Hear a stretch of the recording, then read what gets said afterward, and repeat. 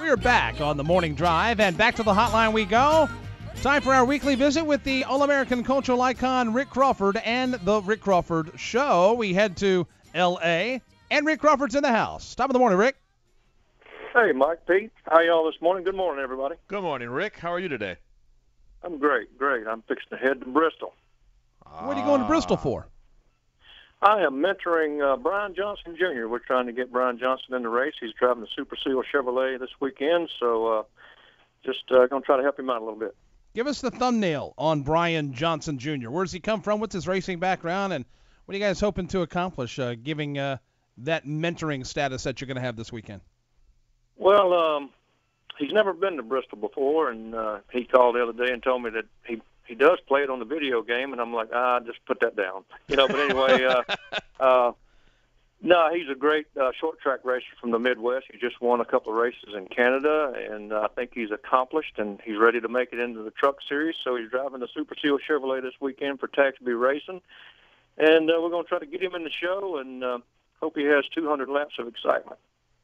Now, that's quite a challenge for someone to come to Bristol for the first time, isn't it, Rick? Absolutely. I hope he has a chance to breathe. Well, it's funny you mentioned that because I was getting ready to ask you. Breathing is an important part of racing at Bristol. Can you explain this in a little more in-depth here about the role that breathing plays into the mix? Well, that allows you to have a cool head every now and then when you get some fresh air and oxygen to your head. But at the same time, I think you breathe every 10 laps at Bristol. But no, it's a 4 Tylenol racetrack. When you get done, you'll take 4 Tylenol, and it's quite exciting. And I always refer to NASCAR sometimes, like I do NHRA. Folks, let me tell you, when you go to Bristol, it's Bristol. I can't describe it. It's hard to describe. You got to be there in person to witness Bristol. You got to be there in person to be a race car driver at Bristol, or a crew member, or something like that. Bristol, its own identity, and everybody needs to go to Bristol and watch this particular race. Why is it hard to breathe there? Why are you? Is it because you're holding your breath? Because Absolutely. I ask this because a lot of people cannot relate to this. Well, both ends are puckered, and I mean. It gets your attention, let me tell you. It gets your attention. There's not much foam in the bottom of the seat, let me tell you. So, I mean, it's quite a racetrack. It's unbelievable. It gets your attention. I refer it to, even at Dover, I say that's Bristol on steroids. It is a cool place to race. It brings the driver out into a lot of people. So you can showcase your talent there, let me tell you. Now, I would be remiss if I didn't mention, when you brought up Brian Johnson Jr., he's a guy here from my area and grew up racing at Rockford Speedway, which is basically a quarter-mile version of Bristol Motor Speedway, Rick, so at least he's got that part of it down. Absolutely. I've raced at Short Track Nationals at Rockford Speedway back in the day, and I enjoyed going up to the Deary's place, and I've been up there before. Yeah, so all right, well, that'll be fun to watch. Let's rewind over the weekend. 3 races. Let's start with the nationwide Okay, race. What'd you think? Man, how about Marcus Ambrose winning 2 in a row? I mean, that was pretty good. Okay. And did you see the crew chiefs? I mean, they were making moves and making fuel mileage adjustments and all this kind of stuff. I mean, literally pulling their hair out after all this was over. I mean, it was something. Yes, they were. Trucks on Saturday, a wild finish there at Michigan. Everyone getting a little bit 3, 4, 5 wide, and it didn't work out that way. But Kevin Harvick goes to victory lane. What did you think of Saturday's truck race? Absolutely good. I mentioned that. I mentioned that on last week's show as a preview for that particular race. I mean, you can get 3 or 4 wide at Michigan. Now you all of a sudden hear they're going to repave the place. Yeah. And it's like Michigan's fun to race on, just like it is. I mean, I would pave some of the roads around the state before I would pave the Speedway. I mean, I really like the Speedway, and I hear of more places being repaved. And then you hear Rockingham over on the side over here, and I'm like, that's a place that really needs to be repaved if we're going back over there. But anyway, but I hear that. But it was a great truck race on Saturday, and Kevin Harvick wins. And then Sunday's Cup race, what a neat race that was too. And not necessarily the fastest car won, but the guy won that put his car in position to win at the end. And so a lot of mistakes being made, I seen on Sunday. I told you last week the pressure's on to make this chase, and don't forget, looks like the 48's getting ready for a six-pack. Well, it's interesting you bring that up because here we are 3 weeks before we're going to go into the chase, and you're right. There are a lot of teams that are going to be in the chase that really need to work on things and alleviate these mistakes on pit road. Yeah, calm down. And I know these guys, it's hard to tell them that. I mean, because everybody gets pumped up for racing and race day and excitement. And I've been in that position before, be leading a race or something like that, come in for a final pit stop, come in for a pit stop in the middle of the race, and it's like, oh, no, and you're trying your heart out. And I know the guys on pit roads trying their heart out.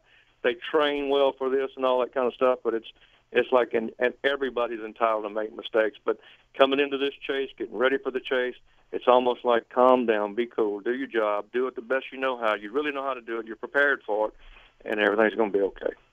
A lot of people are thinking that the 48's very vulnerable right now just for the simple fact that here we sit going into the night race at Bristol, and they only have one win. Does that matter, or does their continual presence in the top 5 need to be a bigger story? Top 5 in points, I should say. They don't have the wins, but they got the presence towards the upper half of the points leaderboard. I think it matters. I don't think that it's that important outside looking in. I think their consistency says everything for that particular race team, and they're like the rattlesnake. I mean, they can strike at any minute.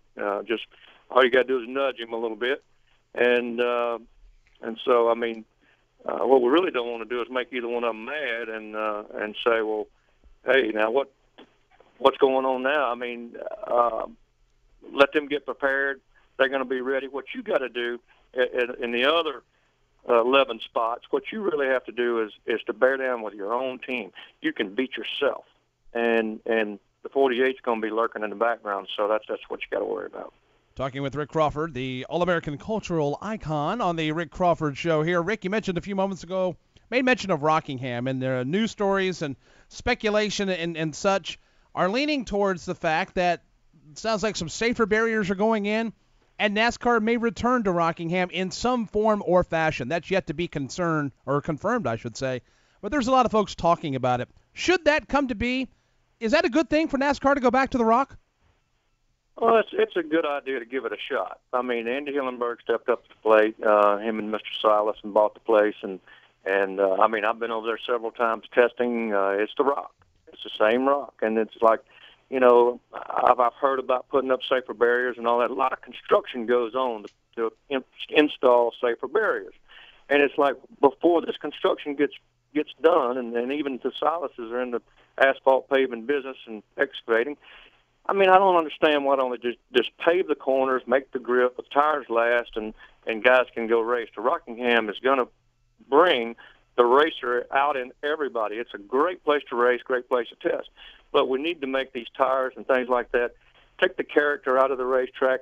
Character will be reinstalled in the racetrack with new pavement, especially in the corners if they don't repave the whole thing.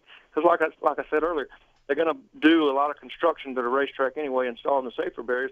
Why not go ahead and pave it first, install the safer barriers, and then you got a great racetrack for people to go see. Yeah. Well, we'll see how this turns out. I know a lot of fans are anxious to see if we do go back to the Rock. In the short term, a triple header at Bristol, Rick, and in my mind, doesn't get much better than that. We got 3 good nights of racing coming up.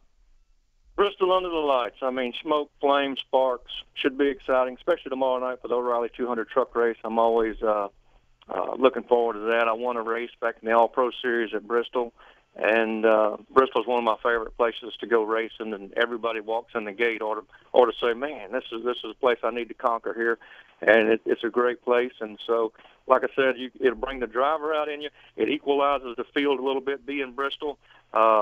You need all that horsepower and all that kind of stuff, but sometimes if you're just not right or you're just not comfortable, I mean, the horsepower really doesn't make any difference if those two factors come into play.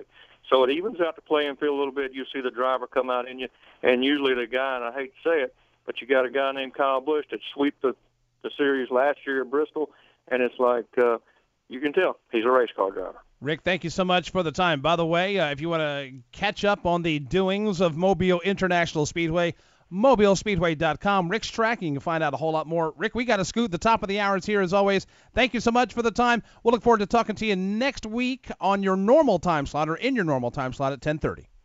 And I'll be in Mobile, Alabama next week, and I look forward to it. Thanks, guys. Thanks, Mike. Pete. Thank See you, Rick. Thank That's you. Rick Crawford and the Rick Crawford Show. Heading our way to the top of the hour, a Sirius XM Sports Up.